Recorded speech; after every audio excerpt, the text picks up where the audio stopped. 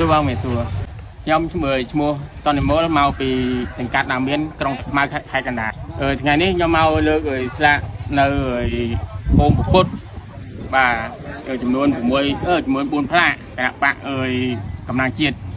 ខ្ញុំមានចិត្តសប្បាយរីករាយដោយសារឃើញប្រជាពលរដ្ឋនៅតាមដងផ្លូវឃើញពេលគណៈបកកម្លាំងជាតិហើយផ្លាកទៅទីតាំងនីមួយៗឃើញជាពលរដ្ឋមានភាពញញឹមញែមនិងមានមើលទៅមុខគាត់ដូចមានចិត្តសប្បាយរីករាយអាស្វាគមន៍ពួកយើងខ្ញុំសូមផ្ដាំផ្ញើទៅប្រជាពលរដ្ឋទាំងអស់មកចូលរួមគណៈបកកម្លាំងជាតិទាំងអស់គ្នាដើម្បីជួយប្រទេសជាតិយើងទាំងអស់គ្នាហើយខ្ញុំសង្ឃឹមថាគណៈបកកម្លាំងជាតិមានជោគជ័យនៅឆ្នាំ2027ខាងមុខនេះតាមមេឃុំនិងចៅសង្កាត់ទាំងប្រទេសកម្ពុជា